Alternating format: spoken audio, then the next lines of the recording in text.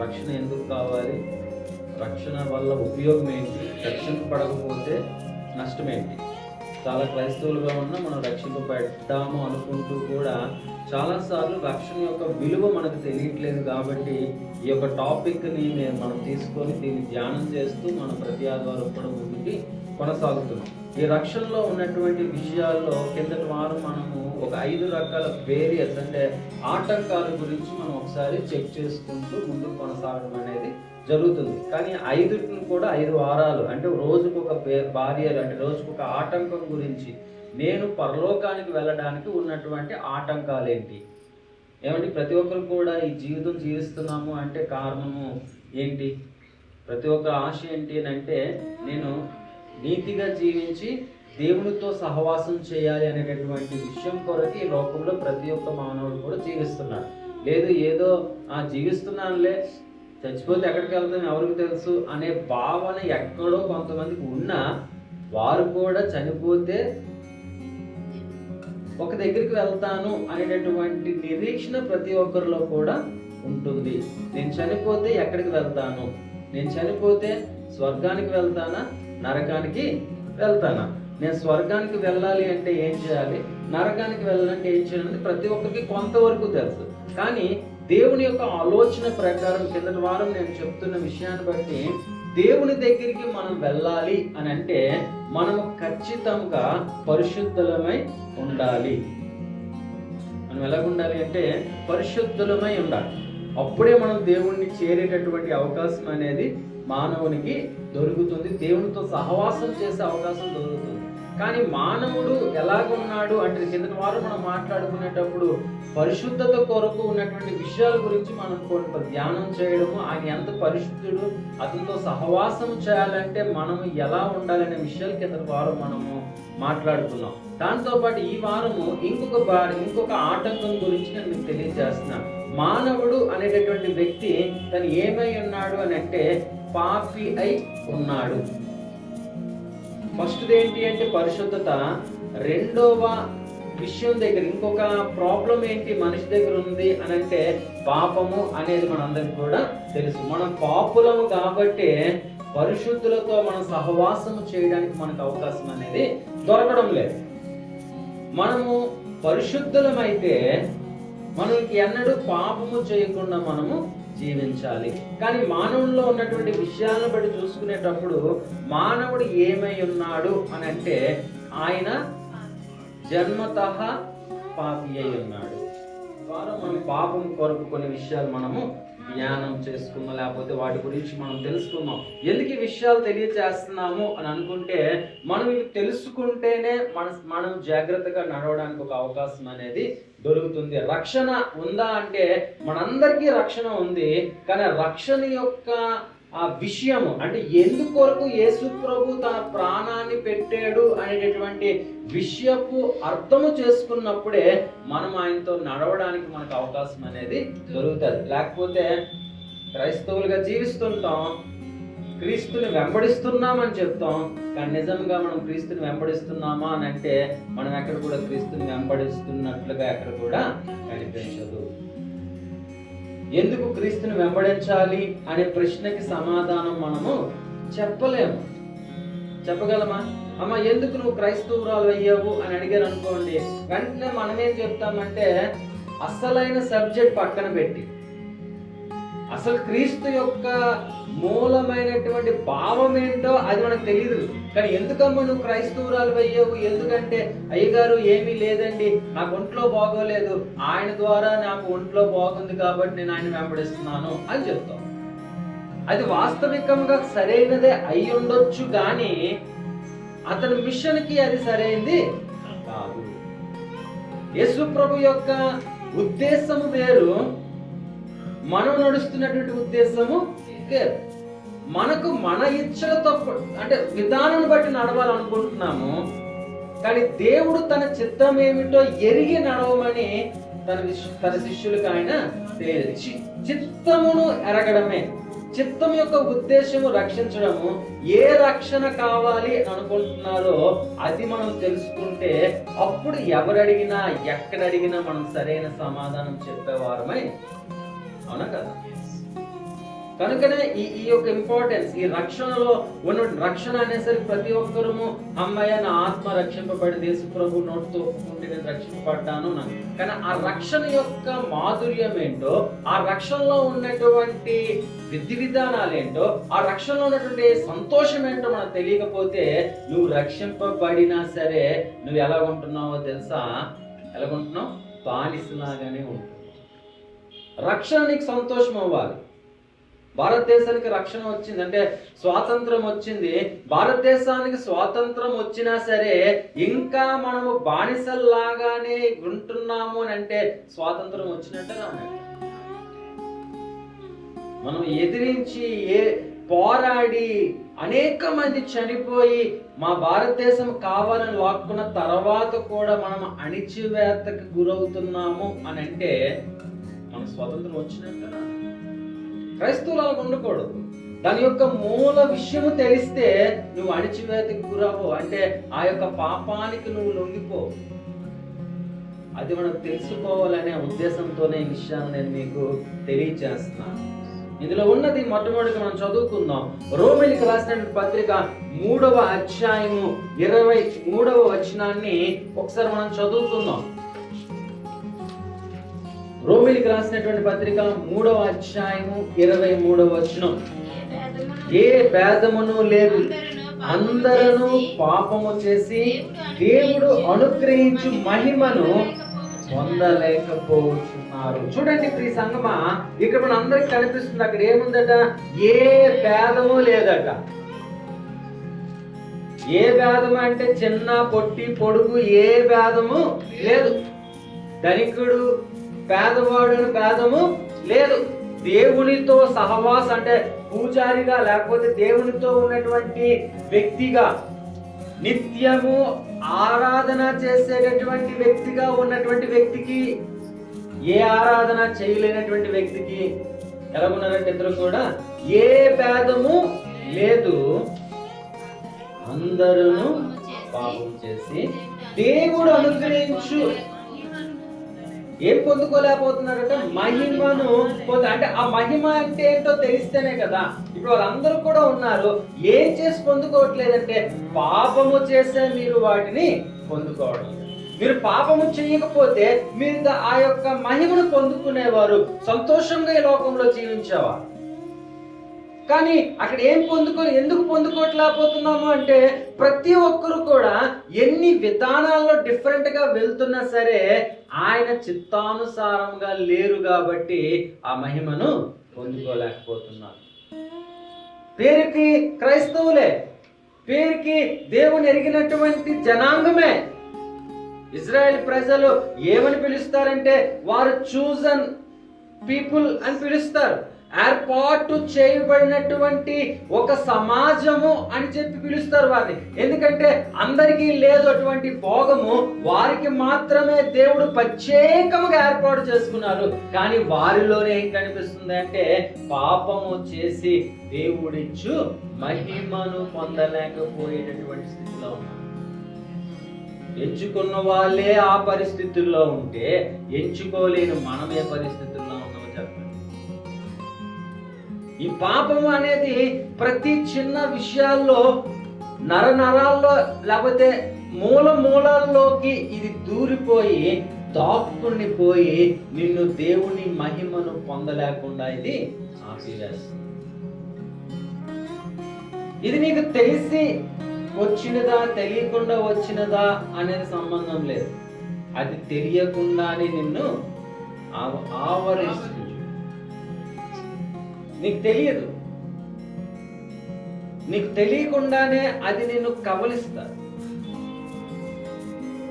కబలించడం అంటే పట్టుకోవడం, కప్పడం. కబలించడం అంటే వెనక నుండి వచ్చి మొత్తం మూసేయడం. ఓకే, కబలించడం అది నీకు తెలియదు. నువ్వు జనరల్ గా నేను ఉంటున్నానని అనుకుంటున్నావు. అది నేనేం చేస్తుందంటే నీకు తెలియకుండే నీకు దేవునికి మధ్యన ఎడబాటుని. దాని ఉద్దేశం ఏంటి అంటే నువ్వు దేవునితో ఉండకుండా మెల్లిమెల్లిగా అది నిన్ను దూరము చేసి నిన్ను చీకటిలోకి తీసుకుని పోవాలనేది దాని యొక్క ప్రాముఖ్యమైనటువంటి మిషన్. పని, దానికి ఒక మంచి మిషన్ ఉంది, దాని పనిలో అది ముందుకు కొనసాగిపోతూ ఉంటారు. దాని మిషన్ ఏంటి అని ఆలోచన చేస్తే ఎలాగైనా సరే దేవునికి సన్నిహితముగా ఉండకుండా దూరం చేసేయాలన్నది దాని యొక్క మిషన్. మనం కూడా చాలాసార్లు దానికి లొంగిపోతూ ఉంటాం. మనం కూడా మన యొక్క విషయాన్ని బట్టి మనము కాంప్రమైజ్ అవ్వడం బట్టి మనం ఏం చేస్తామంటే దానికే మక్కువ చూపుతాం, కానీ లేదు నేను తండ్రితో సహవాసం చేస్తాను అని ముందుకు మాత్రము.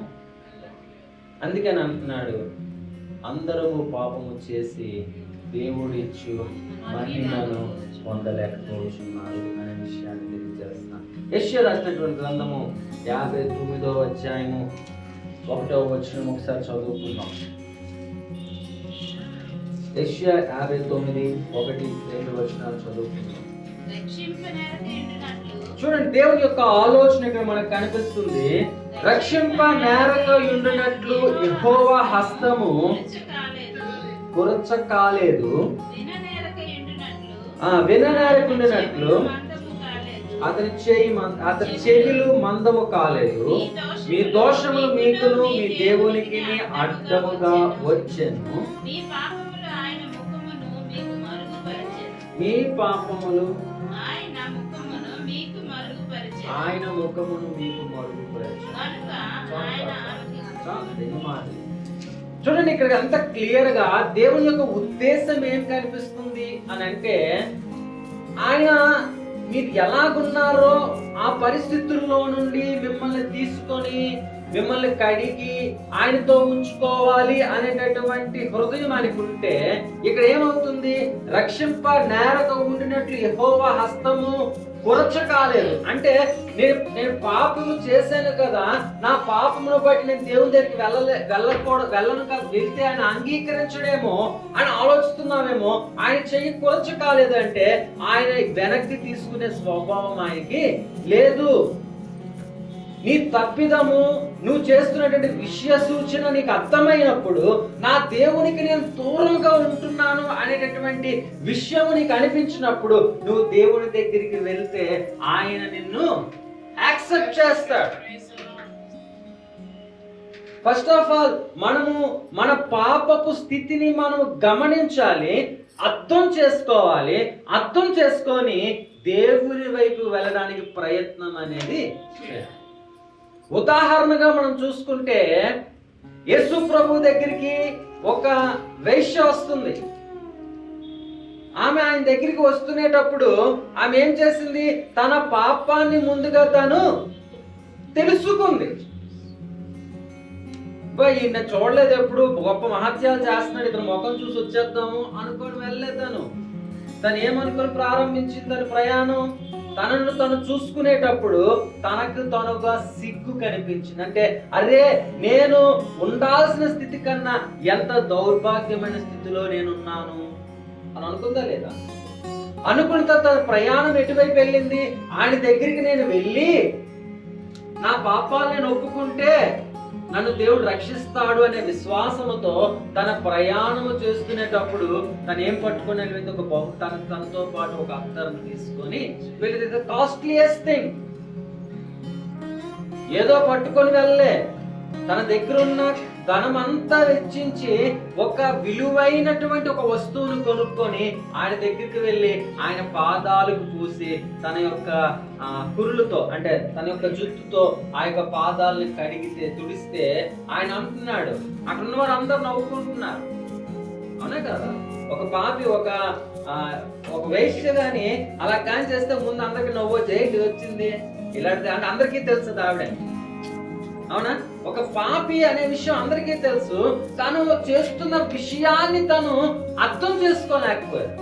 ప్రజలందరూ చూసి నవ్వుతున్నారు, కేలి చేసిన వారు ఉంటారు, తను తృణీకరించిన వారు ఉంటారు, తను చేస్తున్న పనిని అబ్జర్వ్ చేసి వెనక నుండి కామెంట్లు చేసిన వారు ఉంటారు. దేవుడు అందరినీ అబ్జర్వ్ చేస్తున్నాడు. అక్కడ తన శిష్యుల్లో ఒక మాట కూడా దొరిలించాడు. ఎంత డబ్బు తెచ్చి అనవసరంగా పారబోసే కన్నా అది మాకిస్తే పేదలకు భోజనం దొరుకుతుంది కదా అని అటకారంగా చెప్పిన విషయాలు కూడా ఉన్నాయి. కానీ దేవుడు ఏం చూస్తున్నాడు యేసు ప్రభు అంటే, తన హృదయములోని తను రక్షింపబడాలన్నటువంటి కోరిక, ఆశను బట్టి అతను చెయ్యి తక్కువ కాలేదు. హల్లెలూయా, అవునా? దేవుని యొక్క చెయ్యి తక్కువ కాలేదు. ఎలాంటి స్థితిలో మీరున్నా సరే దేవుని దగ్గరికి వచ్చినప్పుడు ఆయన 100% నిన్ను తన 2 చేతులతో హత్తుకోవడానికి ఇష్టపడుతున్నాడు. నిలకడగా ఉండాల్సింది మనమే. దేవుడు ఎప్పుడు నిలకడగానే ఉంటాడు. మనమే అటు మిట్టాడుతాం. మనమే కొన్నిసార్లు దగ్గరికి వెళ్తాం, మనమే కొన్నిసార్లు దూరం కదా, మళ్ళీ దగ్గరికి వెళ్తాం, మళ్ళీ దూరం. అది కాదు దేవునికి కావాల్సింది. దేవునికి కావాల్సింది నువ్వు ఆయనతో అంటు కట్టబడి జీవించు. అది సమర్పణలో మనకి బయటపడదు. రక్షణ అనే విషయం మనకు అర్థం కాకపోతే ఆ అంటు కట్టబడడం మనకి ఎక్కడ వస్తుంది? రక్షణ తెలియకపోతే అంటు కట్టడం రాదు. అంటు కట్టకపోతే మనము ఎప్పటికప్పుడు కొట్టుమిట్లాడుతూనే ఉంటాం. ఒక స్టెబిలిటీ లైఫ్ మనకి కనిపించదు. ఒక స్థిరత్వం, దేవునిలో స్థిరత్వం ఉంది. అది నమ్మి విశ్వసించి ఆయనతో అంటు కట్టి నువ్వు నిల్చునే రోజున నీకు అర్థమవుతుంది ఆయన చెయ్యకపోతే చెయ్యి కాలేదు. విననేరక ఉండినట్లు ఆయన చెవులు మందము కాలేదు. చూడండి, మీ గోడు చెప్పుకుంటే నువ్వా? మన జీవితాలు ఎలా ఉంటాయంటే, ఎవరైనా ఒకరు వచ్చి మనల్ని ఏదైనా అభ్యంతరం పరిచారు అనుకోండి, ఏదైనా మోసం చేశారు అనుకోండి, ఆయన రెండోసారి వచ్చి ఆయన గోడు చెప్తారు. మొదటిసారి వచ్చాడు, మా అమ్మ కొట్లో బాగాలేదు, మా అమ్మకి హాస్పిటల్ తీసుకెళ్ళాలి, నాకు ఒక 5,000 ఉంటే ఇవ్వండి అన్నారు. అనగానే మనం నమ్మి ఒక 5,000 ఇచ్చాం ఫస్ట్ టైం. ఓకే, ఆ డబ్బులు తీసుకొని మందు షాప్కి వెళ్ళి ఫుల్గా డ్రింక్ చేస్తూ దొరికిపోయాడు మనకి. రెండోసారి వచ్చాడు, మన దగ్గర మాట్లాడుతున్నాడు. మన హృదయం ఎలాగుంటుంది, మన చెవులు ఎలాగుంటాయి? మందమైపోతాయి లేదా? నమస్తామా? రెండోసారి కూడా ఇస్తామా? ఇవ్వం. కానీ దేవుడు చూడండి, మనం ఎన్నిసార్లు ఆయన చెప్పి మాట్లాడుతున్నా ఇంకొకసారి మనం తప్పు చేసి ప్రభువా నేను తప్పు అయిపోయాను అని మాట్లాడుతుంటే నీ మాటలు వినడానికి ఆయన చెవులను అప్పగించేశారు. అంటే మందపరచు, అంటే ఆటంకపరచట్లేదు, కానీ మాట్లాడడానికి నీకుండాలి ఆశ. మాట్లాడతాను నేను అని తెగింపు ఉండాలి. చాలాసార్లు మనుషులు తప్పు చేసిన తర్వాత దేవుని దగ్గర రాకపోవడానికి గల కారణం ఏంటంటే, వాళ్ళ హృదయాల్లో నువ్వు తప్పు చేస్తావు, దేవుడి దగ్గరికి ఎలాగెళ్ళిపోతావు అంటదా లేదా? నాతో చాలాసార్లు అన్నది, మీకు అన్నది లేదు తెలియదు, కానీ ఎప్పుడెప్పుడో యవన స్థితిలో ఉన్నప్పుడు అప్పుడప్పుడు చేస్తున్న ఏవో చిన్న చిన్న పొరపాట్లు తప్పు అయిపోయింది ప్రభుని వెళ్దామని రిపెంట్ అవుదామనేటప్పుడు టక్కమని లోనుడి పెద్ద స్వరం వేసుకొని వస్తుంది. ఎలాగెళ్ళిపోతా, సిగ్గుందా కనీసం అని అంటారు. కానీ అప్పుడే నేను అనుకున్నాను, లేదు నా దేవుడిని నేను వెంబడించినప్పుడే నా యొక్క మిస్టేక్స్ నేను క్లియర్ చేసుకుంటాను అనుకుంటేనే ఓవర్కమ్ అనేది జరుగుతుంది. దేవుడు అంత మంచివాడు మీకు తెలియజేస్తున్నా. మీ దోషములు మీకును మీ దేవునికి అడ్డముగా వచ్చిన, చూడండి ఇక్కడ వేరే మనకు కనిపిస్తుంది ఏంటంట, మీ దోషము దేవునికి మీకు మధ్యలోకి వచ్చి పడిపోతున్నాయి. దేవుడు వినడానికి ఇష్టపడుతున్నాడు, దేవుడు నీకు సహాయం చేయడానికి ఆయన ఇష్టపడుతున్నాడు. ముందు 2 వెర్సెస్ లో మనకు కనిపిస్తుంది, ఆయన చెయ్యి చిన్నది కాలేదు అంటే ఆయన ఎప్పుడు సహాయం చేయడానికే ఆయన ముందుకు వస్తున్నాడు అనే విషయం అర్థమవుతుంది. రెండో విషయం చూసుకునేటప్పుడు ఏం కనిపిస్తుంది, నువ్వు ఏది మాట్లాడుతున్నా ఆయన వినడానికి ఇష్టపడుతున్నాడు అనే విషయం కనిపిస్తుంది. కానీ ఏంటట, నీకు ఆయనకి మధ్యలో ఆటంకం ఏం పడుతుందంటే, మీ దోషము, మీ పాపం, మీరు చేసిన ప్రతి అతిక్రమము ఆయనకి మీకు మధ్యన ఆటంకముగా వచ్చి మీ పాపము ఆయన ముఖమును మీకు మరుగు చేసి పరిచెను గనుక ఆయన ఆలకింపకున్నాడు. చూడండి, ఎందుకు ఆయన నా యొక్క ప్రార్థన వినట్లేదు అని అనుకుంటున్నావో, ఎందుకు నేను చెప్తున్నా నాకేంటి ప్రాబ్లం అంటున్నావు అంటే, నీకు ఆయనకి మధ్యలో నీ పాపము ఆయనకి కనబడకుండా, నువ్వు చూస్తున్న కన్నులెత్తున ఆయన కనిపించట్లేదు, నువ్వు వెతుకుతున్న ఆయన నీకు దొరకడం లేదు, నువ్వు పరిగెడుతున్నావు ఆయన గురించి, కానీ ఆయన ఎక్కడ కూడా నీకు కనిపించడం లేదు. కారణము ఏమిటి అని ఆలోచన చేస్తే నీ పాపమే ఆయనకి నీకు మధ్యన ఒక పెద్ద గోడగా ఉండిపోయింది. ఈ గోడని ఎవరు కొట్టివేస్తారు? ఈ గోడని ఎవరు తీసివేస్తారు? ఈ గోడని ఎలాగ మనం దొర్లించగలమా? మనకి సాధ్యమా అది అంటే మనకి సాధ్యము కాదు. అది యేసుకు మాత్రమే సాధ్యం. ఎప్పుడైతే మనము యేసు ప్రభు దగ్గరికి వెళ్తామో, ఎప్పుడైతే యేసు ప్రభుతో మనం మాట్లాడతామో, ఆయన మాత్రమే ఈ గోడను తీసివేయడానికి అర్హత కలిగినటువంటి దేవుడు. హల్లెలూయా. ఇక డౌట్ ఉంటది, ఏంటండి దేవుడు అంటున్నారు, యేసు ప్రభు దేవుడే, మరి దేవునికి మనకి మధ్యన ఆటంకం నా పాపం అంటాం, మళ్ళీ దేవుడి దగ్గరికి వెళ్ళమంటున్నారు అని మనకి ఒక కొత్త రకమైనటువంటి డౌట్ ఉంటుంది. కొత్త వాళ్ళగా, పాత వాళ్ళకంటే ఈ యొక్క త్రిత్వం గురించి తెలుస్తుంది కాబట్టి ఈ త్రిత్వంలో ఆయన ఎలాగా అడ్జస్ట్ అయి ఉన్నాడు, ఎలాగున్నారో మనకు అర్థమైతే ఈ యొక్క యేసు ప్రభు గురించి ఉన్నటువంటి వర్క్స్ ఏంటో మనకు అర్థమైనప్పుడు మనకి దేవునికి మధ్యన ఎలా మధ్యవర్తిగా ఉన్నాడో అర్థమవుతాడు. లేకపోతే యేసు ప్రభు దేవుడే కదా, మరి దేవుని దగ్గరికి వెళ్ళడానికి ఆటంకం పాపం అన్నారు కదా, మరి ఆ పాపం ద్వారా దేవుని దగ్గరికి వెళ్ళలేము కదా అంటున్నారు కదా, మళ్ళీ యేసు ప్రభు సహాయం చేయాలి అని అంటారేంటి అనే కన్ఫ్యూజింగ్ ఉంటది. కానీ ఈ యొక్క కన్ఫ్యూజింగ్ మీ మైండ్ లో రాసుకోండి దగ్గర. దీన్ని ఏదైనా రోజు మీరు మమ్మల్ని అడిగినప్పుడు దీన్ని తెలియకపోతే మేము క్లారిఫై చేస్తాం. ఓకే, దీని గురించి క్లియర్ గా మీకు అర్థమయ్యేలా చెప్తాను. ఇప్పుడు దీన్ని తీసుకుంటే అసలైన సబ్జెక్ట్ పక్కకి వెళ్ళిపోతుంది.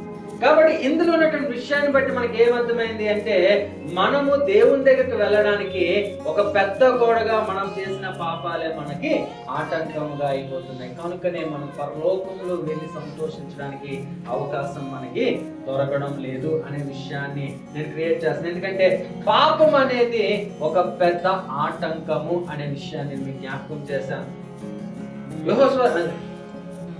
యోహాను రాసినటువంటి సువార్త 14వ అధ్యాయం 6వ వచనం మనం చదువుకుంటే, యోహాను రాసిన సువార్త 14వ అధ్యాయం 6వ వచనంలో ఒక మాట మనకు కనిపిస్తుంది. యేసు చెప్తున్నాడు, నేనే మార్గమును సత్యమును జీవమును, నా ద్వారానే తప్ప ఎవరును తండ్రి యొద్దకు రాడు. చూడండి, అక్కడ కనిపిస్తుంది. ఇందాక నేను మాట్లాడుకున్నాను, ఆ బేరేజ్ ఏదైతే ఉందో, ఆటంకం మీద గోడ ఏదైతే ఉందో, ఆ గోడను విరగొట్టి ఆయన మాత్రమే మార్గముగా ఉన్నటువంటి వ్యక్తి యేసు ప్రభు అనే విషయాన్ని జ్ఞాపకం చేస్తున్నాను. నువ్వు దేవుని దగ్గరికి వెళ్ళాలి అంటే యేసు ద్వారానే నువ్వు తండ్రి అనే స్థానం దగ్గరికి వెళ్ళడానికి, లేకపోతే యేసు ద్వారానే పరలోకానికి వెళ్ళేటటువంటి మార్గం అనేది ఉంది అనే విషయాన్ని జ్ఞాపకం చేస్తాను. ఆయనే సత్యము, ఆయనే జీవము, ఆయనే మార్గము అనే విషయాన్ని మనం గమనిస్తాం. అదే మాటని ఇంకోసారి చదువుకుందాం. అపోస్తులకు రాసిన గ్రంథం 4వ అధ్యాయము 12వ వచనం చూసుకుంటే, మరి ఎవరిని వలనను రక్షణ కలగదు, ఈ నామమునే మనం రక్షణ పొందవని గాని ఆకాశం క్రింద మనుషులలో ఇయ్యబడిన మరి ఏ నామమున రక్షణ పొందలేము. చూడండి, చాలా మంది చెప్తారు హర్షకిరణ్ పేరు వినగానే మీరు రక్షణ పొందగలరు, ఆయన దగ్గరికి వెళ్తే రక్షణ పొందగలరు అంటే వినాల్సిన అవసరం ఏమీ లేదు. ఎందుకంటే ఆయన ద్వారా రక్షణ లేదు. ఏ పొల్లమ్మో ఎల్లమ్మో లేకపోతే ఇంకే నామంలో రక్షణ లేదు. చాలా సార్లు మనము భయపడుతుంటే ఏది చెప్తే అక్కడ పరిగెట్టడానికి ఇష్టపడతాం. ఎందుకంటే మనకు కావాల్సిన రిజల్ట్, మనకేం కావాలంటే అర్జెంట్ గా ప్రాబ్లం లో నుండి సేవ్ అవడమే కావాలి. ఎవరైతే నాకు ఎందుకండి అంటారు. కానీ అలాగే అన్ని విషయాల్లో జరిగేటటువంటి విషయం ఎక్కడ లేదు. జరగబోయేది, సహాయం చేయగలిగేది ఎవరున్నారు అంటే యేసు ప్రభు ద్వారానే జరుగుతుంది. మరి యేసు ప్రభు పేరు పెట్టుకున్న అతని ద్వారా జరగదు. చాలా మంది క్రైస్తవులు చాలా మంది యేసు అని పేరు పెట్టుకున్న వారు ఉన్నారు. ఇప్పుడే కాదు, యేసు ప్రభు ఉన్న టైంలో కూడా యేసు అనే పేరుతో వ్యక్తులు ఉన్నారు.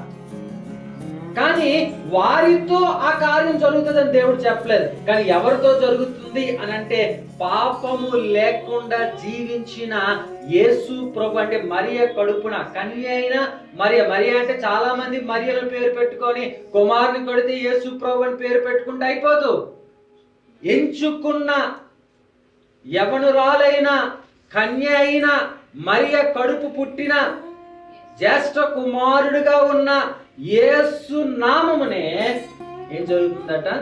రక్షణ. నీకున్న ప్రాబ్లం నుండి రెక్టిఫికేషన్ దొరుకుతుంది, జవాబు దొరుకుతుంది అనే విషయాన్ని మనం చాలా కన్ఫ్యూజింగ్ టైమ్స్ లో మనం తిరుగుతున్నాం. బైబిల్ అయితే ఫ్రీగా మనకు దొరికింది, కానీ అది దొరికిన మనం సహవాసం చేస్తున్నటువంటి సంఘం అవనియండి, లేకపోతే మనం తిరుగుతున్న సొసైటీ అవనియండి, కానీ మనల్ని ఏం చేస్తుందంటే పూర్తి కన్ఫ్యూజన్ లో మనల్ని పట్టించడం చేసేస్తుంది. మనము దానిని ఎదుర్కొని నిల్చున్నప్పుడే మనము ఆయనతో సహవాసం చేయడానికి అవకాశం అనేది దొరుకుతుంది. హల్లెలూయా. చూడండి, ఆ యొక్క బేరియర్, ఆ యొక్క ప్రాబ్లం ఏదైతే ఉందో, తండ్రితో సహవాసము చేసే పరలోకానికి వెళ్ళేటటువంటి గోడ ఏదైతే ఉందో, ఆ గోడను విరగొట్టగలిగే శక్తి, ఆ గోడలో నుండి నిన్ను దేవునికి జత కలిపేటటువంటి వ్యక్తి ఎవరైనా ఉన్నారా అని అంటే యేసు ప్రభు మాత్రమే ఉన్నారు. అందుకే రక్షణ అనేది వచ్చిన విషయాన్ని జ్ఞాపకం చేస్తున్నాను. ఇప్పుడు నేను చెప్తున్న విషయం, పాపము వలన ఈ వ్యక్తి పరలోకానికి వెళ్ళడానికి అర్హత కోల్పోయాడు. తండ్రి సహాయము చేయాలనుకున్న నీ పాపము ఆటంకముగా ఉన్నది కాబట్టి ఆయన నీకు సహాయము చేయలేనటువంటి పరిస్థితి కనిపిస్తుంది. అరుస్తున్నా ఆయనకి వినపడట్లేదు. ఎందుకంటే నీ అరిసిన అరుపు నీ పాపము ద్వారా బయటికి వెళ్లకుండా పాపం ఏం చేస్తుంది తెలుసా? ఆటంకపరిచేసి అక్కడే పడేస్తుంది. నువ్వు ఎంత షార్ప్ అయిన ప్రార్థన రెడీ చేసి బాణము పెట్టి విడిచిపెట్టినా అదేమవుతుందంటే బుల్లెట్ ప్రూఫ్ లాగా నీ పాపం అక్కడ ఆటంకపరిచేస్తుంది. ఆ బాణం మీద దానికి తగులుతుంది, అది చొచ్చుకొని బయటికి వెళ్తేనే కదా తండ్రికి తెలియాలి. కానీ అది ఏం చేస్తుందంటే కనిపించకుండా మందపరుస్తుంది. నువ్వు చూడడానికి ఆయనకి కనిపించడం లేదు, నువ్వు ఎక్కడున్నావో, నీ పరిస్థితి ఏంటని తెలియట్లేదు. నీ స్వరం వినడానికి అది ఆటంకంగానే ఉంది. ఏంటంటే పాపము అంతగా పెరిగిపోయిందనే విషయాన్ని ఆయన తెలుస్తున్నాడు. అందుకనే ఆయన ఏం చేశాడంటే, నీ పాపము నుండి విడుదల పొందాలి అంటే, నీకు రక్షణ కావాలి అని అంటే, నీ జీవితంలో యేసు ప్రభు అంటే ఆయన పుట్టుక చూసుకోండి, పాపము లేనిగా కనిపిస్తుంది. ఆయన జీవితం చూడండి. ఎందుకంటే మన యాజకుని యొక్క విషయాలను బట్టి చూసుకుంటే, యాజకుడు ప్రార్థన చేస్తే ఆయన పాపము లేకుండా ఉంటేనే ఆయన అర్పించిన ప్రతిదీ కూడా యాక్సెప్ట్ అవుతుంది. లేకపోతే ఏమవుతుందంటే ఆయన అర్పించిన ప్రతిదీ కూడా డిస్క్వాలిఫై అయిపోతుంది. అలాగనే యేసు ప్రభు ద్వారానే ఎందుకు కలుగుతుంది అని అంటే, ఆయన జీవితంలో ఏ పాపము లేకుండా ఆయన జీవించాడు కనుక, ఆయన చేసాడు కాబట్టి ఆయన ద్వారానే మనకి రక్షణ రావడం అనేది జరిగింది. ఆ యొక్క రక్తము ప్రాముఖ్యమైనది. అందులో నుండి మనకి పొందని గొప్ప అవకాశం. ఏ అవకాశం? ఈ యొక్క బేరియర్ లేకుండా పోవడం అనేది జరిగితేనే తండ్రితో మాట్లాడే అవకాశం మనకి దొరుకుతుంది అనే విషయాన్ని జ్ఞాపకం చేస్తున్నాం. కీర్తనలో 66:18 వచనం ఒకసారి చదువుతున్నాం. కీర్తనలు 66:18 వచనం. నా హృదయంలో నేను పాపము లక్ష్యము చేసిన ఎడల ప్రభు నా మనవి వినకపోవును. నేను చెప్పాను కదా, మన హృదయములో పాపముంటే మన ప్రార్థన ఆయన, నీ హృదయంలో ఒక దురాలోచన ఉంటే ఆయన నీ యొక్క మాటను యాక్సెప్ట్ చేయడు. నీ ఆలోచనలో దుర్నీతిగా నువ్వు ఉంటే నీ ప్రార్థన ఆయన లక్ష్య పెట్టడు. ఆయన ఒకటే కోరుకుంటున్నాడు, నువ్వు పాపము లేకుండా, నీ హార్ట్ ఎలా ఉండాలి అంటే ప్యూర్గా ఉండాలి,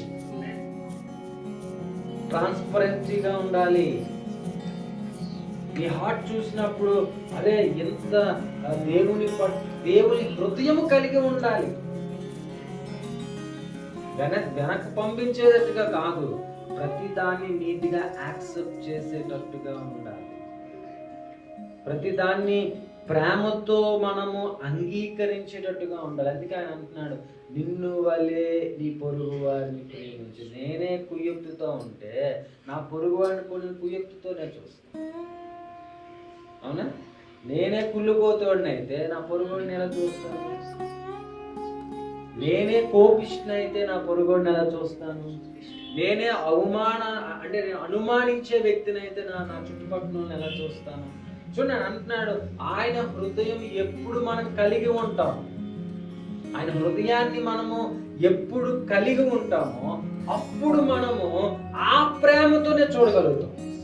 ఉదాహరణ ఇందాకే చూసుకున్న యెషయా రాసినటువంటి గ్రంథంలో ఉన్నటువంటి మాటను యేసు ప్రభు చేసినటువంటి జీవితంలో చూసుకుంటే, ఆయన చేసినట్లుగా ఆయన చెయ్యి చిన్నది కాకుండా, అవునా? ఒక వయసు వస్తుంటే దూరం పెడతాం, మనకి వయసు అని తెలిసింది అనుకోండి మన దగ్గర లాక్కుంటాం. వైశ్య అనే దానికన్నా ఇంకా క్లియర్, కుష్టి రోగి వచ్చాడండి, వైశ్య అంటే కొంచెం ఇబ్బందిగా అనిపించింది. కుష్టి రోగి వస్తే కుష్టి రోగి రా అని కౌలించుకుంటాం. Corona that's different. అది ఫీల్. కరోనా అన్నది ప్రజల్లో మనకి పెట్టిన అంటే అది ఉండొచ్చు, అది కంటికి కనిపించు. అంటాను కంటికి కనిపించింది ఒక 20-30 రోజుల తర్వాత దాని పరిస్థితి బాగోకుండా, దానికి మందు లేదు కాబట్టి, దానికి మందు ఉంటే ఆ ప్రాబ్లం ఎవరికి లేదు. ఆ మందు వచ్చేసి దాన్ని కనీసం మనము వెంట్రుక రాసిగా చూస్తాం. మందు లేదు కాబట్టి, ఎందుకంటే దాని గురించి ప్రాబ్లం ఫేస్ చేయాలి, అది వేరు. దాని కరోనా అనవసరం కరోనా పేరు ఇచ్చారు. కరోనా ఓకే, ఒక కుష్టిలో కావండి, లేకపోతే ఒక హ్యాండ్ ప్రాబ్లం ఉన్న పర్సన్ అనుకోండి, లేకపోతే ఆయన చూస్తుంటే ఏమీ లేదు, ఆయన స్కిన్ ఎలర్జీ ఉంది అనుకోండి, మనం ఎలా ఫీల్ చేస్తాం? అమ్మా మంచి ప్రైజ్ లే బ్రదర్ అని చేయి పెట్టేసుకొని పిసికిస్తామా? దూరంగా అంత నీట్ గా భక్తిగా చూపించి మనం ప్రైజ్ లే బ్రదర్ బాగున్నా. ఎందుకు అంటే చూడండి, ఆ హార్ట్ లేదు. కానీ యేసు ప్రభు దగ్గర చూసినప్పుడు ఆయన కుష్టి రోగును కూడా తన చేతులతో ముట్టి స్వస్థపరిచినట్లుగా మనము, ఆయన చెయ్యి చిన్నది కాలేదు ఏ పరిస్థితుల్లో కూడా. ఆ వ్యక్తి ఎలాంటి వాడైనప్పటికీ ఆయనకి తెలుసు, నేను ఇతనిని బాగు చేయగలను అని ఆయనకి నమ్మకం ఉంది. నా కుమారులు నశించిపోవడం నాకు ఇష్టము లేదని. కనుక ఆయన వస్తున్నాడు. ఆయన దగ్గరికి ఎలాంటి పరిస్థితిలో ఉన్న వ్యక్తులు వచ్చినా ఆయన ఎక్కడ కూడా నో అని చెప్పేటటువంటి పరిస్థితి లేదు.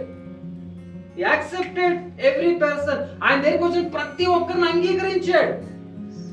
ఎందుకంటే ఆ హృదయం ఆయనలో ఉంది కాబట్టి. మనం ఎందుకు అంగీకరించట్లేదు అంటే ఆ హృదయం మనలో లేదు.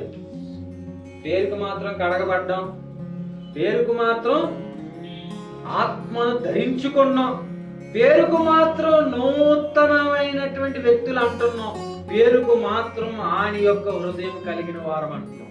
అన్ని పేరుకే. దేవుడు అడుగుతుంది పేరుకు కాదు, నిజముగా జరగాలి. హల్లెలూయా. ఈ హృదయము అలా మార్చబడాలి అన్నది ఆయన యొక్క చిత్తం. అందుకే చూడండి, నా హృదయములో నేను పాపము లక్ష్యము చేసిన ఎడల, ఎక్కడో అనట్లేదు, నీ హృదయంలో తలంచుకుంటే పాపము. దీనికి కూడా యేసు ప్రభు మాటలను చెప్తున్నాడు. ఇదిగో నువ్వు చెయ్యాల్సిన అవసరమే లేదు, నీ హృదయములో నువ్వు తలంచుకుంటూనే నువ్వు ఆమెతో విభజించినట్లుగా అని క్లారిటీగా చెప్పేశాడు. నువ్వే డైరెక్ట్ గా వెళ్ళి ఆమెతో ఉండాల్సిన అవసరం లేదు. నువ్వు మోహపు చూపుతో చూస్తే చాలు. ఏం జరిగిందట? నీ హృదయంలో నువ్వు పాపం చేస్తావు. ఎక్కడొచ్చిందా మాట? ఇక్కడే కనిపిస్తుంది. నీ హృదయములోనే నువ్వు పాపము లక్ష్యము చేసిన ఎడల ఏం జరుగుతుంది అంటే ప్రభుతో ఉండాల్సినటువంటి సహవాసం నువ్వు, నీకు ప్రభుకి మధ్యన పాపము అనే గోడ పెరిగిపోతుంటది. అప్పుడు నువ్వు ప్రార్థన చేసినా, నువ్వు కావాలని అనుకున్నా ఏం పొందుకోలేకపోతున్నావంటే ఏ దేవుడు ఇచ్చినటువంటి మహిమను పొందుకోలేకపోతున్నావు అనే విషయాన్ని జ్ఞాపకం చేసుకో. అరే నాకెందుకయ్యా జరగట్లేదు అని అంటున్నావా? నీ పాపం స్థితి ఎంత పెరిగిపోయిందో నువ్వు చెక్ చేసుకో. న్యూ టర్మినాలజీ చెప్పాలంటే కొలెస్ట్రాల్ ఎంత పెరిగిపోయిందో చెక్ చేసుకో. ఒబెసిటీ దాటిపోయావు అంటే నువ్వు అన్ఫిట్. నడవగలడా? పరిగెట్టగలడా? ఏ పని చేయగలడా? హార్ట్ ప్రాబ్లమ్స్ వచ్చి మనిషి చనిపోతున్న కారణం ఏంటి అంటే నువ్వు చేస్తున్నటువంటి డ్యామేజ్. దేవునితో నువ్వు జీవించాల్సిన జీవితాన్ని నీకు దేవునికి మధ్యన పాపము అనేటటువంటి డ్యామేజ్ థింగ్స్ నువ్వు చేసి ఆయనకి నువ్వు దూరం అయిపోతున్న విషయాన్ని దీంట్లో 3 విషయాలు మనకు కనిపిస్తున్నాయి. పాపంలో ఉన్నటువంటి విషయాల్లో 3 విషయాలు ఉన్నాయి. ఒకటి, పుట్టుకతో కాదు, ఇంపోర్టెడ్ సిన్ అంటే ఏంటది? ఇంపుటెడ్ అదే లోనికి వచ్చేది. ఫస్ట్ ఏంటి? లోపలికి వచ్చేది. రెండో పాపం ఏంటి? ఇన్హెరిటెన్స్ అంటే పుట్టుకతో తండ్రి వారసత్వమైనటువంటి పాపం. మూడోది ఏంటంటే ఇండివిజువల్స్ అంటే వ్యక్తిగతమైనటువంటి 3 రకాల పాపాలు దేవుణ్ణి మనకి దూరం చేసేవి కనిపిస్తున్నాయి. రోమిలికి రాసిన పత్రిక 5వ అధ్యాయము 12వ వచనం నుండి ఒక్కొక్క వచనం మనం చదువుకుందాం 18 వరకు. అందులోని 3 విషయాలు కూడా మనకు కనిపిస్తున్నాయి. మొట్టమొదటిగా చెప్తున్నాను. రోమిలికి రాసిన పత్రిక 5వ అధ్యాయము 12వ వచనం. ఇట్లుండగా ఒక మనుష్యుని ద్వారా పాపము ద్వారా మరణమును లోకములో ఎలాగూ ప్రవేశించునో అలాగునే మనుష్యులందరూ పాపము చేసినందున మరణము అందరికీ సంప్రాప్తి ఆయను. చూడండి ఎంత క్లియర్ గా, ఇట్లనగా ఒక మనుష్యుని ద్వారా పాపము ద్వారా మరణమును ఏమవుతున్నాయి అంట? ఈ లోకంలోకి ప్రవేశించాయి. మన యొక్క మానవ జాతి గురించి ఆలోచన చేసుకుంటే తప్పు చేసింది ఒకడే, అనుభవిస్తుంది అందరూ. తప్పు చేసింది ఒక్కలే, ఒక కుటుంబం. తప్పు ఎక్కడ జరిగింది అంటే ఆ కుటుంబములోకి పాపముతో మనిషి పుట్టలేదు. స్టార్టింగ్ లో పాపముతో మనిషి తయారవ్వలే. కానీ ఎలాగైపోయింది అంటే మొట్టమొదటిగా పాపము వారిలోకి ప్రవేశింపబడింది.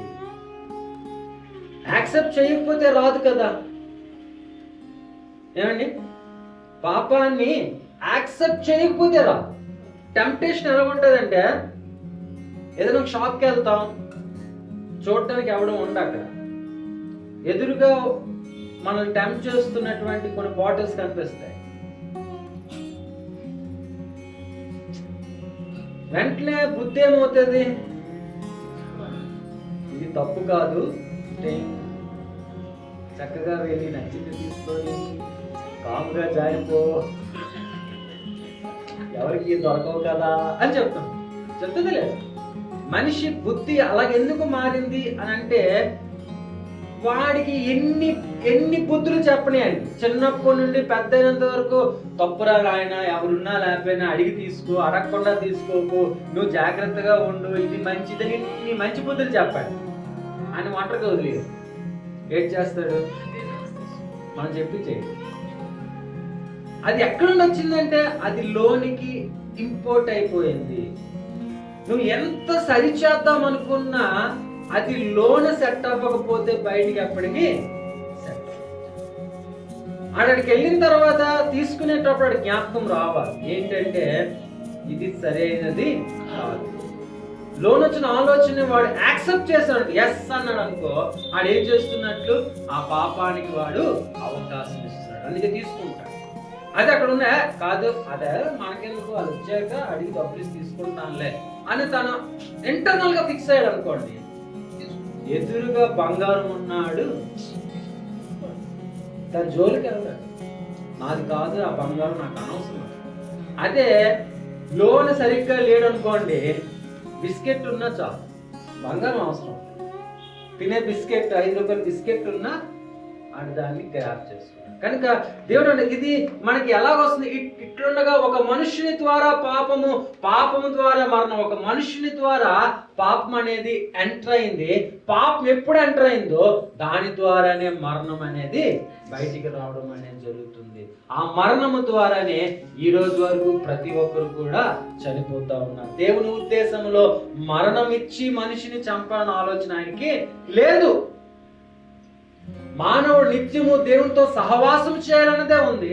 కానీ మరణం వచ్చింది కాబట్టి దానికి కూడా ఒక ప్రత్యామ్నాయం కావాలి. ఎందుకంటే మరణించిన వ్యక్తి మరలా జీవించగలగాలి అని చెప్పే దేవుడు ఈ రక్షణ అనుభవాన్ని మనకి అనుగ్రహించాడు. హల్లెలూయా. మరణించడం అనేది లేకపోతే రక్షణ మనకి అవసరము ఉందా? మరణించడం లేదనుకోండి, రక్షణ ఏమైనా కావాలా? అవసరం లేదు. ఎలాగా మరణించం కాబట్టి రక్షణ అనుభవం గురించి మాట్లాడే ప్రసక్తే లేదు. అయితే మరణం ఉంది కాబట్టి ఆయన ఏమి ఇచ్చాడంటే రక్షణ అనేది ఇచ్చాడు. రక్షణ ఉన్నటువంటి వాడు ఎన్నటికీ మరణించకుండా తను ఉంటాడు. హల్లెలూయా. ఇంకా వాడి జీవితంలో మరణం అనేది ఇంకా ఉండదు. మళ్ళీ ఇక్కడ చాలా మంది ప్రశ్న వేస్తారు, జీవితంలో మరణం అంటే నేను ఇలాగే ఉండిపోతానని. ఉండలో ఇదే శరీరంతో 200 సంవత్సరాలు బతికి మన బతకలో చిరాకు వచ్చేస్తుంది. అలా ఈ శరీరం గురించి అని చెప్పాడు. అనే శరీరం గురించి చెప్పాడు, మహిమ శరీరం గురించి. ఇంకో విషయం జ్ఞాపకం చేస్తున్నాను. మానవుడు ఆదిలో ఉన్నటువంటి మానవుడు పిల్లోడుగా పుట్టలేదు. ఏమంటే ఆదిలో ఉన్న మానవుడు పిల్లోడుగా పుట్టలేదు. కనుకనే ఎవరైనా సరే దేవుని యందు రక్షణ అనుభవాన్ని పొందుకొని మరణించిన తర్వాత యేసు ప్రభు వచ్చినప్పుడు ఎత్తబడతాడో వారు కూడా పిల్లవాడిగా ఉంటారు. ఎలా ఉంటారు తెలుసా? యవ్వనుల వారే ఉంటారు. హల్లెలూయా. వారితోనే ఆ వెలుగు ఆ మహిమలోనే వారందరూ ఉంటారు. ముసీలు అయిపోయి చచ్చిపోయిన వాళ్ళందరూ ముసలిగానే అక్కడ ఉంటారు అనుకోవడానికి ఏమాత్రం కూడా అవకాశం లేదు. యవనంగానే ఉంటారు. వారు దేవుని నిత్యం స్తుతిస్తూనే ఉంటారు. యవన రక్తము యవన బలము కలిగి వారు ఉంటారు. అందుకే రక్షణ అనేది మనకి కావాలి. 13వ వచనం, అనగా ధర్మశాస్త్రం వచ్చిన గనుక పాపము లోకములో నుండేడు గాని ధర్మశాస్త్రం లేని పాపము ఆరోపింపడు. నిజమే కదా, ధర్మశాస్త్రం ఉంది కాబట్టే పాపం అనేది ఇంకా ఏలుబడిలో ఉంది. దొంగతనం చేస్తే తప్పు అని రాసుకున్నాం కాబట్టి దొంగతనం చేస్తే తప్పు. అదే రాయకపోతే, లంచం తీసుకొని దొరికిపోతే తప్పు అని రాసుకున్నాం కాబట్టి లంచం తీసుకుంటే తప్పు. రాసుకోకపోతే ఎంతైనా దొరుకుకోవచ్చు. ఏమండి? అవునా కదా? మోసం చేయడం తప్పు. ఇబ్బంది పడినటువంటి వారు ఏమన్నారంటే మోసం చేయడం తప్పు అని రాశారు. ఈ తప్పు చేస్తే ఇన్ని 100 జరిమానా, ఎంత శిక్ష, జైలు శిక్ష రాశారు. కనుక మోసం అనేది నిరూపణ అయితే వాడు జైలుకి వెళ్తాడు. ఆ అమెండ్మెంట్ తీసేస్తే ఇక్కడ అదే చెప్తున్నాడు దేవుడు. ఏమంటే ఎలయనగా ధర్మశాస్త్రము వచ్చిన తనుక పాపము లోకములో నుండెను. ధర్మశాస్త్రం ఉంది కాబట్టి నువ్వు పాపివా కాదా అనడానికి పేరేసి దొరుకుతుంది. ధర్మశాస్త్రమే లేకపోతే నువ్వు పాపివా కాదని ఎవరు పేరే చేస్తారు? చూడండి, ధర్మశాస్త్రం లేనప్పుడు పాపము ఆరోపింపబడదు. ధర్మశాస్త్రం అనేది లేకపోతే నువ్వు పాపివని క్లియర్ గా చెప్పడానికి ఎవరికి హక్కు లేదు, అర్హత లేదు. 14, అయినను ఆదాము చేసిన అతిక్రమము గోలి పాపము చేయని వారి మీద కూడా ఆదాము మొదలుకొని మోసే వరకు మరణమే ఏలేదు. చూడండి, ఇది ఎక్కడ నుండి వచ్చిందంటే అంటే వారు ఆదాము చేసిన పాపము పిల్లలైన ప్రతి ఒక్కరి మీదకి కూడా, తల్లిదండ్రులు చేసిన పాపం పిల్లలకు వస్తుంది. ఎలాగ నేను పుట్టుకతో పాపిని అంటున్నావు కదా, నువ్వు ఎలాగ పుట్టుకతో పాపం అయ్యావంటే మీ నాన్న చేసింది, మీ నాన్న చేసింది, ఆ నాన్న చేసింది, వీళ్ళందరూ పుణ్యాత్ములు అయినప్పటికీ కూడా ఆదాము చేసిన పాపమే నీ మీద కూడా ఏలుబడి చేస్తుంది. మనిషిగా నువ్వు పుడితే పాపమేం కాదు, కానీ నీ యొక్క ఆస్తులు ఎలాగైతే వస్తున్నాయో, తాతలు ముత్తాతలు ఆస్తులు ఎలాగైతే తెచ్చుకోవడానికి కోర్టుకు పరిగెడుతున్నావో, ఏమండి, తాతలు ముత్తాతలు సంపాదించిన ప్రతి రూపాయి నాకు కావాలి అని చెప్పి పట్టుపట్టి ఎలాగైతే లాక్కుంటున్నావో, నీకు హక్కు ఉందని చెప్తున్నావో, సేమ్ హక్కు పాపానికి కూడా ఉంది, అది కూడా అలాగే ఇస్తుంది నీకు కూడా. అది తీసుకోవడానికి ఎంత అవధత పడుతున్నావో ఇది కూడా జోడీగా నీ చేతికి వస్తున్నాయి. ఇది నువ్వు అడగకుండానే నీ జోబిలో ఉంటది. నువ్వు సంపాదించిన అవసరం లే, నీ వెంటనే నీ చేతికి నీ తలకి ఒక బాసికట లాగా, నువ్వు వేసుకున్న ఒక డ్రెస్ లాగా ఎప్పుడూ నీతోనే ఉంటది. కానీ దీని నుండి బయటపడడానికి నువ్వు ప్రయత్నం చేయాలి కదండి. ఈ పాపం ఎక్కడిది అంటే నీతో, మీ తాతతో, నీ పైన 10 తరాలతో, ఆ పైన ఉన్నటువంటి 50 తరాలతో, ఎవరితో ఆ పాపము నీ మీదకి వచ్చి ఉంటుంది అనే విషయాన్ని జ్ఞాపకం చేస్తాను. ఆయన ఆదాము చేసిన అతిక్రమను పోలి పాపము చేయని వారి మీద కూడా, పాపము చేయనటువంటి వారి మీద కూడా అది ఉన్నది అనే విషయాన్ని ఆయన జ్ఞాపకం చేస్తున్నా. 15వ వచనం, అయితే అపరాధం కలిగినట్లు కృపవరం కలగలేదు. ఒకరి అపరాధం వలన అనేకులు చనిపోయిన ఎడల మరి ఎక్కువ దేవుని కృపయు యేసుక్రీస్తు ఒక్క మనుష్యుని కృప చేతనైన దానము అనేకులకు విస్తరించాను. చూడండి, ఎలాగైతే ఆదాము చేసిన పాపము ఎలాగైతే రేపు పుట్టబోతున్నటువంటి వ్యక్తి మీద కూడా ఎలాగొస్తుందో, యేసుని యందు ఎవరైతే విశ్వసిస్తారో అదే ప్రకారము ఆయన ఇప్పుడు జీవించకపోయినా కంటితో నువ్వు కనిపిస్తున్నటువంటి యేసు ప్రభు లేడు నువ్వు చెప్పుకుంటున్నావే, ఆ విషయాన్ని బట్టి అయినా, ఆయన జీవించిన విధానం బట్టి, ఆయన రక్తము కాచిన విధానం బట్టి నువ్వు నోటితో ఒప్పుకుంటే ఆ కృప చేతే నీకు ఆ పాపము నుండి విడుదల దొరుకుతుంది. హల్లెలూయా. పాపము నుండి విడుదల ఇంపార్టెంట్. దాని గురించి ఆయన ఈ లోకానికి రావడం అనేది జరిగింది. వచ్చాడు, సిలువ మీద మరణించాడు. ఆయన ఏం దేవుడండి? దేవుడైతే సిలువ మీద మరణిస్తాడా? అరే, ఆయన మరణించింది సిలువ మీదనే మరణించడానికి గల కారణము ఏంటి అని అంటే ఆయన రక్తము చిందించబడాలి. ఆయన రక్తము చిందించబడితేనే, ఏ రక్తము? ఆ పరిశుద్ధమైన రక్తము చిందించబడితేనే నువ్వు నరకంలోకి వెళ్ళిపోకుండా రక్షింపబడడానికి అవకాశం. కనుకనే ఆయన మరణము మనల్ని బాధించాల్సిన పని లేదు, మనల్ని సంతోషంగా మార్చడానికి ఆ మరణం జరిగింది. ఆయన పుణ్యాత్ముడు కనుక, ఆయన మీద ఏ పాపము ఏర్పడి లేదు కనుక ఆయన సశరీరుడుగా 3వ రోజున, హల్లెలూయా, మనము అదే నిదర్శనం. నేను పాపము లేనట్లుగా జీవిస్తే, నేను మరణించినా సరే నేను సశరీరుడుగా ఆయనతో పాటు నేను లేపబడతాను. అదే పాపముగానే ఉంటే సశరీరుడుగా నేను లేపబడడానికి అవకాశం ఉంది. ఎఫెసీయులకు రాసిన పత్రిక 2వ అధ్యాయము 1వ వచనం. ఎఫెసీయులకు రాసిన పత్రిక 2వ అధ్యాయము 1వ వచనం. మీ అపరాధముల చేతను పాపముల చేతను మీరు చచ్చిన వారై ఉండగా ఆయన మిమ్మల్ని క్రీస్తుతో కూడా బ్రతికించాడు. చూడండి, మీ అపరాధముల వలన అంటే ఏంటి? ఇందాక మాట్లాడుకున్నాము, మన అపరాధముల వలన మనకేం ఏర్పడుతుంది అంటే, ఏం ఏర్పడుతుంది? దేవునికి మనకి ఉండాల్సినటువంటి విషయాల్లో దూరం అయిపోయి ఒక గోడ ఏర్పడుతుంది. అంటే పాపం అనేది ఏర్పడుతుంది. పాపము చేతను మీరు చచ్చిన వారే ఉండగా ఏమైపోయామట? దేవుడు కంటికి మనకు కనిపించట్లేదు, మనం మరిస్తే ఆయనకి వినిపించట్లేదు. అంటే అర్థం ఏంటి? చచ్చిన వారమే.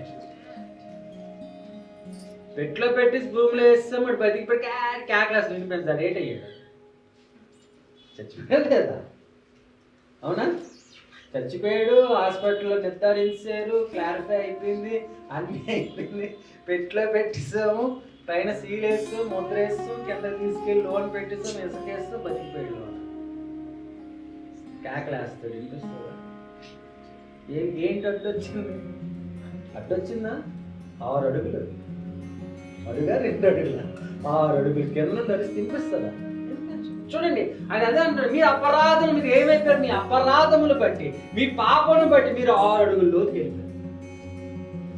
అంటే ఏమైపోయినట్టు? మనము చచ్చిన వారమై మీరు క్రీస్తుతో కూడా, అంటే చచ్చిన వారమై ఉండగా ఆయన మిమ్మల్ని క్రీస్తుతో కూడా బ్రతికి. చూడు ఎలా బతుకుతాము అంటే ఆయన అంగీకరించిన విధానమును బట్టి చచ్చిన వారమై ఉన్న ఆయన క్రీస్తుతో కూడా మనలను బతికిస్తున్నాడు.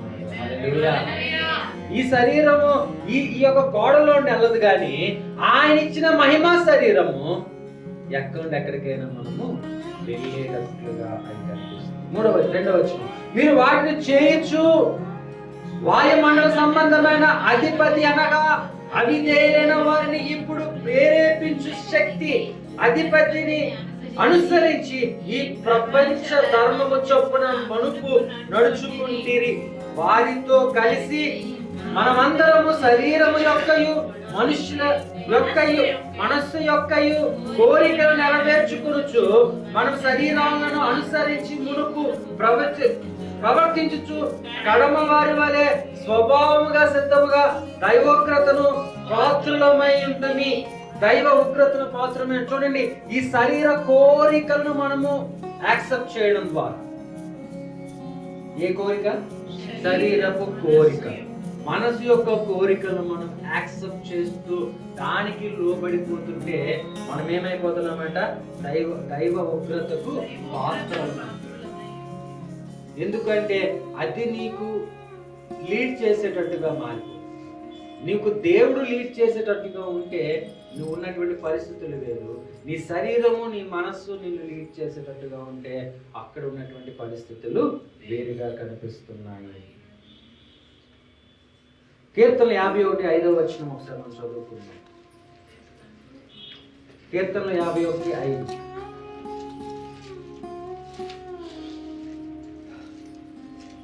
నేను పాపములో పుట్టిన వాడును, పాపములోనే నా తల్లి నన్ను గర్భమున ధరించెను. నీవు అంతరంగములో సత్యమును కోరుచున్నావు, ఆంతర్యమున నాకు జ్ఞానము తెలియజేయు. చూడు, నేను పాపములోనే పుట్టినవాడు, పాపంలో నా తల్లి నన్ను గర్భమున. ఎందుకనే విషయాన్ని మనం క్లారిఫై చేసుకున్నాం. ఏంటిది అంటే ఆదాము చేసిన పాపం ఎలాగైతే వస్తుందో పాపములో తల్లి గర్భం ధరించింది అనగానే నేనైతే చిన్నప్పుడు నాకైతే ఈ వాక్యం కనిపించినప్పుడల్లా పాపము అనేసరికి మా తల్లి అంటే భార్య భర్తలు ఇద్దరు కలిసి చేసేది పాపము అనుకునేటటువంటి స్థితిలో ఉంటారు.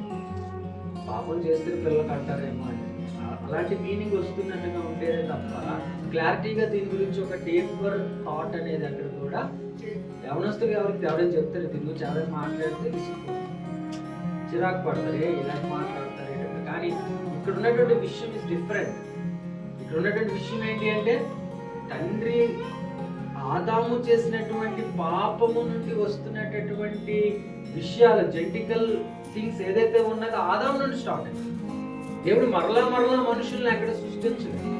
దేవుడు మరలా వీడు తప్పే పెడితే వీడు వద్దులేని చెప్పి పారేసి మరలా కొత్త మనిషిని సృష్టించి కొత్త హృదయాన్ని మనిషిని ఇచ్చి ఎక్కడ కూడా పెట్టలేదు. కానీ ఆ యొక్క ఫాలోవింగ్ మనకి ఎవరు కూడా క్లారిఫై ఇవ్వడం లేదు. కానీ ఇక్కడ చెప్తున్నాను, నేను పాపములోనే పుట్టిన వాడను, పాపము నా తల్లి పాపము ద్వారా అంటే సేమ్ తన రక్షణ లేదు. పాపం అనేసరికి ఆమె తల్లికి రక్షణ ఉందా?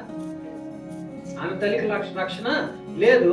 నేను పాపంలోనే పుట్టాను అనడానికి కూడా మాట ఎందుకు వస్తుంది అంటే నా తల్లి రక్షణ లేదు, తన పాపంలోనే నన్ను. ఒకవేళ తల్లిదండ్రులు ఇద్దరు రక్షణ పొందిన పుట్టిన పిల్లోడు కూడా పాపంలోనే పుట్టినటువంటి రక్షణ ఇండివిజువల్ అయ్యింది, కానీ శరీరానికి సంబంధించినది కాదు. రక్షణ దేనికి సంబంధించింది? ఆత్మకు సంబంధించి. పుట్టిన పిల్లోడు శరీరంతోనే పుడతాడు, తన ఆత్మ నూతనదై ఉంటాడు, కానీ తను పాపిగానే పుట్టడం అనేది జరుగుతుంది. చిలకరింపు చిన్నప్పుడే చేసేస్తారు, ఎందుకంటే ఆడు పాపంలో పుట్టాడు కదా, అది జల్లేస్తే ఆడు కాదు. ఎక్కడ మార్పు జరగాలి అంటే ఆత్మలోనే మారు. అందుకే దావీదు చెప్తున్నాడు, నేను పాపంలోనే పుట్టిన వాడను, పాపములోనే నా తల్లి నన్ను నా తల్లి గర్భం ధరించింది అనే విషయాన్ని జ్ఞాపకం చేస్తాను. ఇంకో చదువుకుంది 58:3 కీర్తన 58:3 కీర్తన 58:3.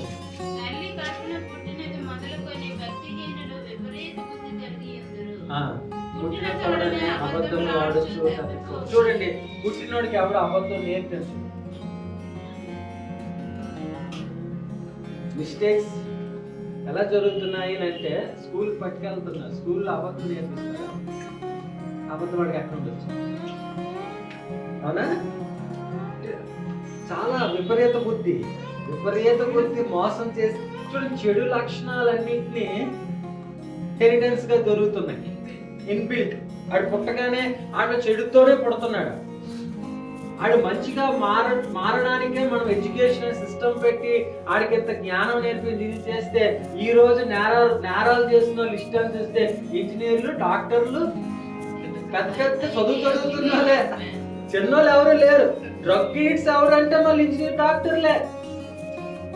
వాడు చిన్నప్పటి నుండి మరి నేర్పించిన బుద్ధి అంతా ఏమవుతుందంటే తెలియట్లే. మోసం చేస్తున్నాడు ఎవడంటే మళ్ళీ బుద్ధి జ్ఞానం కలిగినటువంటి వారే.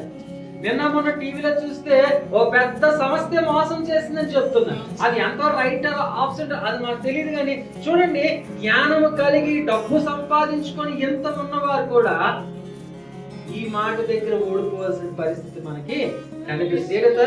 తల్లి కడుపున పుట్టిన మొదలుకొని బుద్ధిహీనుల విపరీత బుద్ధి కలిగి ఉందరు, పుట్టిన తోడనే అబద్ధమాడుచు తప్పిపోదురు. చూడండి, వాడు యాక్చువల్ గా మంచివాడు, ఆడి మీద పాపము లేదు అన్నటువంటి వాడు పుట్టినప్పుడే దైవ సంభూతుడిగా పెరగచ్చు కదా. కాలేజీలకో స్కూల్కో వెళ్తున్నాడు, చెడు నడతలు వస్తున్నాయి అనుకోవచ్చు కదా. అలాగే లేదు, వాడు పుట్టుకతోనే చెడు యొక్క లక్షణాలతో పుడుతున్నాడు. వాడు ఎదుగుతునేటప్పుడు వాటిని చంపుతూ వాటి నుండి దూరం పాడించేటటువంటి ఆలోచన వాడికి రావాలి. అది రావడం కొరకే ఈ ఎడ్యుకేషన్ డిపార్ట్మెంట్స్ అనేవి వచ్చాయి. కానీ చాలా మంది అంటారు, చాలా మంది ఇంకో ఘోరమైన ప్రాబ్లం ఏంటంటే, మా పిల్లలు చర్చికి పంపించమండి, చర్చికి పంపిస్తే మా పిల్లలు చెడిపోతున్నారు అనేవారు లేదా? చర్చికి పంపిస్తే ఈ వాక్యం మాట్లాడుతుంది ఏంటి, ఆడు చెడిపోయే ఉన్నాడు, చర్చికి వస్తే బాగుపడు. అక్కడ ఉన్న వాక్యం అదే, ఆడు పుట్టుకతోనే చెడిపోయి ఉన్నాడు. అది దేవునితో సహవాసం చేస్తే తనకు ఒక జ్ఞానము కలిగి, ఆత్మ కలిగి తనేం చేస్తాడు తెలుసా? చెడుతనమును విసర్జిస్తూ. ఇందాక చెప్పాను ఏంటి, ఒక హోటల్కో లేకపోతే ఒక షాప్కి వెళ్ళిన తర్వాత ఎదురుగా కనిపిస్తున్న టెంప్టింగ్ బాటిల్ ఆడు స్వాభావికముగా అయితే తీసేసుకుంటాడు. కానీ వాడిలో ఆత్మ ఉన్నప్పుడు ఆత్మ ఏం చెప్తుందో తెలుసా? ఇది తీసుకోక అని. డెసిషన్ ఎవరిది? మనిషిదే.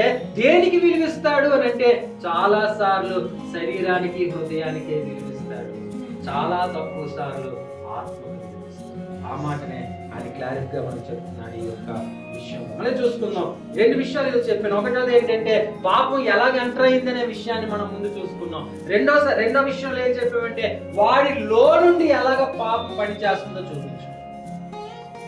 అందుకే అంటాడు, మనుష్యుడు ఒంటరిగా ఉండడం,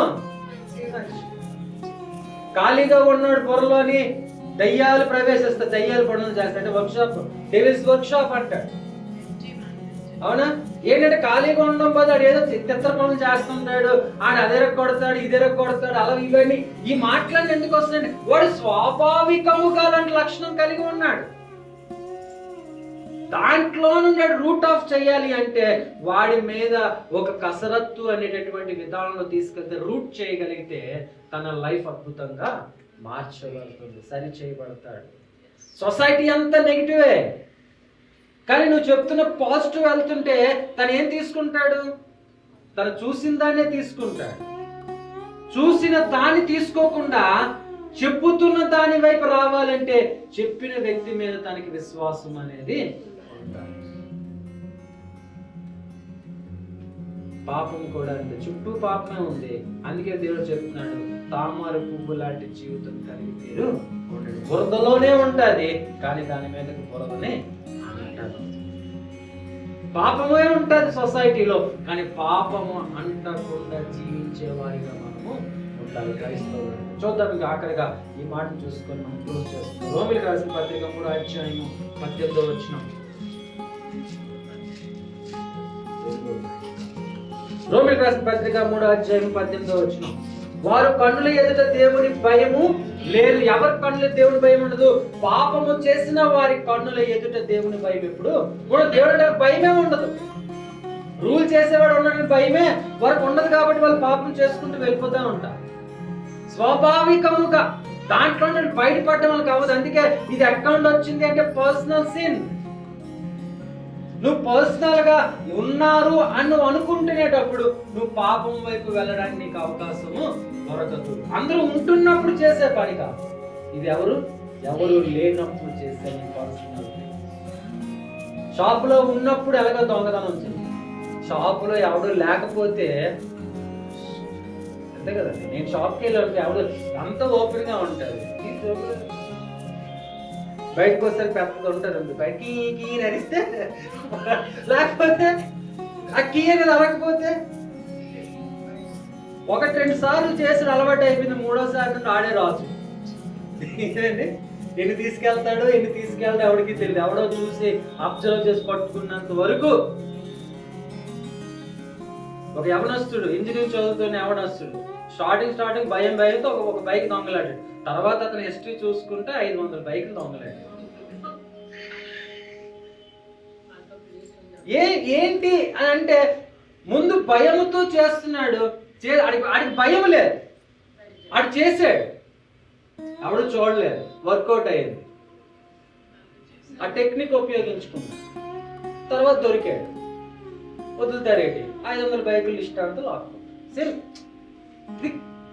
క్రిమినల్ థింగ్స్ ఎక్కడ నుండి వస్తున్నాయి అని ఆలోచన చేస్తే నీ యొక్క పాపమే, నీ ఇండివిజువల్ గా నువ్వు ఎలా ట్రైన్ అవుతున్నావు అనే విషయంలో మనకు కనిపిస్తుంది. అదే రోమిలికి రాసిన పత్రిక 3వ అధ్యాయం 23వ వచనం కూడా ఒకసారి మనం చదువుకుందాం. ఏ భేదము లేదు, అందరూ పాపము చేసి దేవుడు అనుగ్రహించు మహిమను పొందలేకపోతున్నారు. ఏం జరుగుతుంది అంటే నువ్వు ఇదిగో వీటన్నిటిని బట్టి సంతోషముగా జీవించాల్సిన నీ జీవితము కష్టాలు ప్రాయం చేసుకొని ఆయన ఇస్తున్నటువంటి ఆనందాన్ని పొందలేకపోతున్నావు.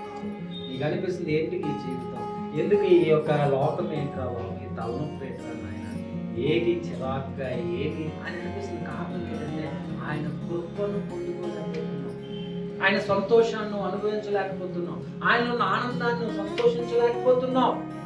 ఎంతసేపు లోకము, ప్రజలు, ఇంట్లో బయట వీళ్ళందరి గురించి బతకడానికి ఈ లోకంకి రావాల్సిన అవసరం. నీ లైఫ్ అంటూ నీకంటూ డెసిషన్ చేసుకునే అవకాశం నీకు దేవుడు ఇచ్చాడు. నువ్వు స్వతహాగా బతకడానికి దేవుడు నీకు అవకాశం ఇచ్చినప్పుడు నువ్వు స్వాతంత్రంగా, సంతోషంగా, స్వతహాగా నువ్వు బతికి తృప్తికరంగా జీవించు. పాపము లేకుండా ఈ లోకంలో జీవించు. That's your challenge. పాపరహితుడుగా ఉండడానికి ఇష్టపడు. పాపరహితుడుగా ఉండడానికి దేవుడు నీకేస్తున్నాడు అవకాశము. యేసు ప్రభువుని అంగీకరిస్తే నిన్ను పాపము లేనివాడిగా చేసి, నిన్ను పరిశుద్ధుడిగా చేసి నీకు జీవితాన్ని ఇచ్చాడు. ఎంజాయ్. అది వదిలేసి అది లేదు, ఇల్లిది లేదు, అల్లది కావాలి, ఇవన్నీ ఎవరు చెప్తున్నారు? శరీరము, నీ హృదయము లేనిపోనివన్నీ కావాలని పెట్టే ఈ రెండే.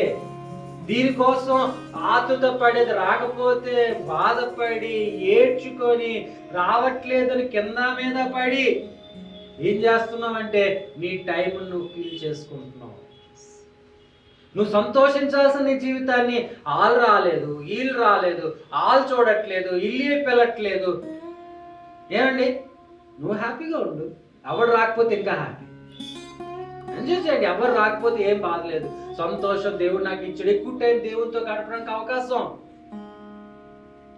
అదే నీకు ఎక్కువ మంది రోజుకు 10 మంది ఇంటిని దర్శించి వెళ్ళిపోతున్నారు అనుకోండి, 5 నిమిషాలు బైబిల్ పట్టుకుని చదవగలవా? లేవు.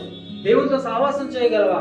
లేవు. కానీ నేను చెప్తున్నాను, నువ్వు దేవుని యందు మోకరించి కూర్చొని చదువుతుండు, నీ హృదయాన్ని తృప్తిపరిచే రీతిలో నీ జీవితాన్ని దేవుడు నడిపిస్తాడు. నువ్వు దేవుడితో ఉండడానికి ఇష్టపడు, ఎక్కువ సమయం గడపడానికి ఇష్టపడు. నాకు ఇది లేదు, అది లేదు, నా జీవితంలో ఇది లేదు ప్రభువా, నీకు వందనాలు, నువ్వు ఇస్తే సంతోషం. ఇచ్చాడా? థ్యాంక్ యూ అని చెప్పుకోండి, వెళ్ళిపోండి ముందుకి. పిల్లలు కావాలా? పిల్లల గురించి ఆలోచించుకోండి. దేవుడు ఇస్తాడు, దేవుడు ఇస్తేనే తృప్తికరం. కింద మీద పడి పిల్లలు ఓ రోజు ఏడ్చేసి నెత్తి కొట్టేసుకొని బుర్రబా తీసుకొని మనోవేదన తెచ్చుకొని హాస్పిటల్లో పడి పిల్లలు ఏడుస్తుంటే జీవితం బాగుంటుందా? అది ఇచ్చినప్పుడు తృప్తికరంగా సెటిల్మెంట్ చేసి ఆయన ఇస్తాడు. ఆయన ఎప్పుడు ఇస్తాడో అప్పుడు తీసుకోండి, ఇవ్వకపోతే బాధపడకండి. రెండిటికి తెగించి ఉండాలి. దేవుడు ఇచ్చినప్పుడు నాకు సంతోషమే, దేవుడు ఇవ్వకపోయినా నాకు సంతోషం. ఎందుకంటే నాకన్నా ఎక్కువ నా దేవుడికి తెలుసు. ప్రతిది కూడా పిల్లల గురించి అని అనట్లేదు, ప్రతి విషయం ఆస్తి గురించి అవనియండి, అంతస్తుల గురించి అవనియండి, రిలేషన్షిప్స్ గురించి అవనియండి, ఏదైనా చింత అనేది నువ్వు హృదయంలో పెట్టుకుంటే వస్తుంది. నీ హృదయంలో చింతను తీసి హ్యాపీగా ఉండండి. దేవుడిచ్చిన లైఫ్ ఎంజాయ్ చేయండి. నేను నూతనమైన సృష్టిని అని మీరు యాక్సెప్ట్ చేయండి. పాపము లేకపోతే నీ స్వరము దేవుడు వింటాడు. పాపము లేకపోతే నిన్ను దేవుడు చూస్తాడు.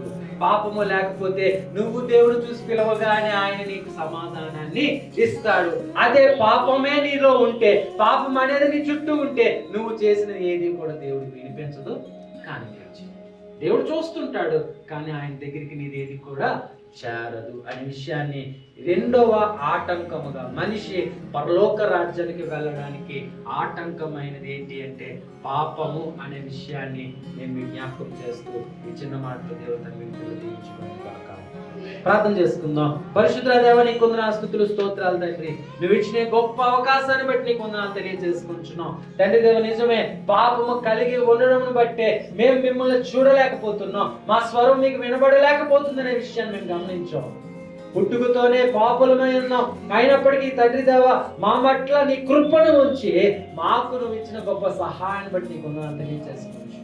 బలాన్ని, శక్తిని, ఆత్మ విశ్వాసాన్ని మాలో పెంపొందించండి తండ్రి. ఇదిగో ఇది లేదు అది లేదు అనే ఆలోచన కాకుండా నువ్వు మాకు ఇస్తున్న దాంట్లో తృప్తి కలిగి జీవించే భాగ్యాన్ని మా సంఘస్థులకి మాకందరికి అనుగ్రహించి నడిపించుకుంటున్నాం తండ్రి.